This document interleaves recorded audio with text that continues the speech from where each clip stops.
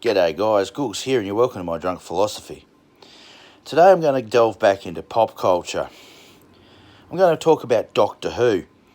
Now, the reason I'm talking about Doctor Who is it's one of my all-time favourite shows, except for pretty much recently. Last couple of, not just Jodie Whittaker, but even towards the end of Capaldi. It sort of started going downhill.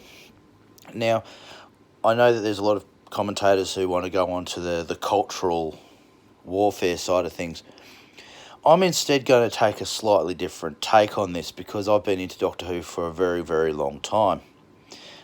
Back, I think the first Doctor I actually watched properly was Peter Davison, sort of that era. And then obviously on to Colin Baker, Sylvester McCoy.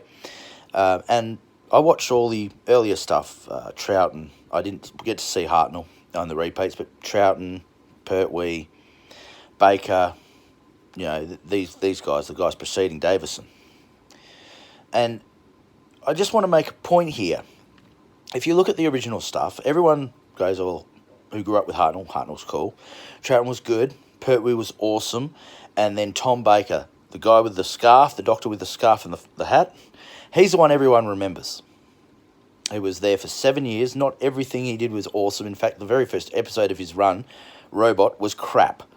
But everyone remembers him. Not just him, obviously Sarah Jane Smith as well. And towards the end of his run, it got very tiresome. It was not working as well. But everyone remembers him. He was like the pinnacle of that run of Doctor Who. Then Davison had to put up with BBC cuts because by the end of Baker's run, the show was starting to lose its legs. Davison did do some great work. And then you come to Colin Baker. By this stage, John Nathan Turner had completely taken over as exec producer. And the BBC cut their budget and they really couldn't do much. It was terrible. And it's a shame because Colin Baker's a damn fine actor. I've seen him act in a few other things over the years. He's pretty damn good. His audiobook work with the Doctor Who series is fantastic. It was just the fact that the new exec producer, the new script writers, and everybody else was limited because the show was starting to flag.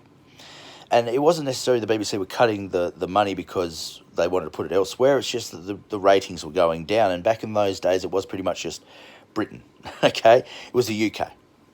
Australia had statistics there too, but we were minimal compared to the numbers they had back in those days. So there was a fourth Doctor that was the pinnacle of that run.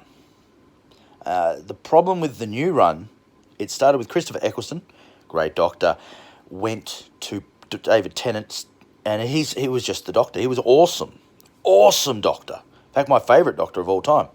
And I don't think there'd be too many people who would disagree. And his sidekicks, Donna, Rose, Marsha, all the Jack Harkness. I mean, it was just awesome. Mickey the Idiot, you name it. It was fantastic. The great shows. Show was in its stride and it peaked. It peaked with the second Doctor. It didn't peak with the fourth, like the original run. It peaked with the second.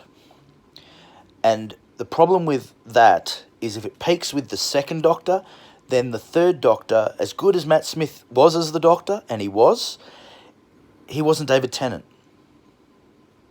Just the same as Peter Davison was good as the Doctor, fantastic as the Doctor, but he wasn't Tom Baker. And then they put Capaldi in the role. And Capaldi is a great character actor, don't get me wrong. His Doctor was okay, but you could see that Stephen Moffat, who was the exec producer, was starting to really lose interest. He had other things going on like Sherlock and other things like that at the time. He was losing interest. And so it was not as good. Unfortunately, once again, Peter Capaldi, great actor. Come into the new one, executive producer has been changed, sort of like John Nathan Turner taking over towards the end of the fifth, beginning of the sixth Doctor in the original run. And Jodie Whittaker. Now, Jodie Whittaker, once again, great actor. There's nothing wrong with Jodie Whittaker as an actor, but now the fans are turning off because they've had the peak. They've had the best. You get the fans of today and you say, oh, yeah. They go, oh, yeah, Jodie Whittaker's great. It's like, yeah, well, check out Tennant. They check out Tennant and go, wow, that was amazing. That was great television. And even if you're not a Doctor Who fan, go check it out. David Tennant's era, The writing was on point. You know, Russell T Davies, the music was on point. The executive production was on point. All the stars and co-stars were on point. The graphic effects were on point, except for Lazarus, but we can't help that episode. It's still a great story, mind you. And people are not watching anymore.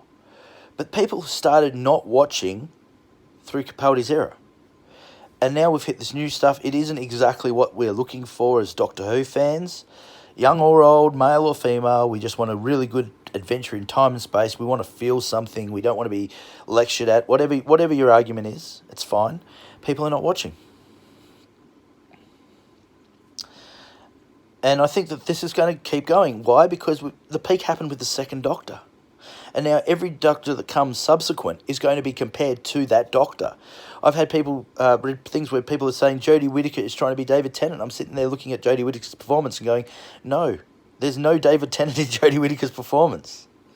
You know, Jodie Whittaker is not David. Although, I mean, if she wanted to imitate David, considering she worked with him so long in a television series called Broadchurch, I'm very sure she probably could pay that homage. The writing's crap. You know, the money is going down.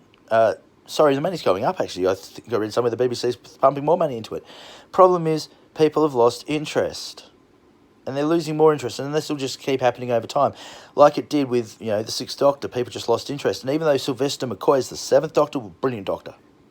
Loved his Doctor. But by that stage, the budget had gone. Everybody lost interest. They ended up canning the show after a couple of seasons. Which is a shame. But that's the way it goes. And I think that this Doctor Who will do the same thing. It will just peter out to the point where the BBC say, cut our losses, and maybe we'll reboot it in another 20 years' time. So that's the way I look at Doctor Who, is that the peak was too soon with David Tennant because he was just such an awesome Doctor. The writers were brilliant. The music was brilliant. The executive producer was brilliant. All the co-stars were brilliant. It was a home run, and it just peaked too soon. Anyway, that's my ideas on Doctor Who. I'm Nathan Gooks Fletcher. This is my drunk philosophy, and I'll catch you guys down the track. Uru, be good.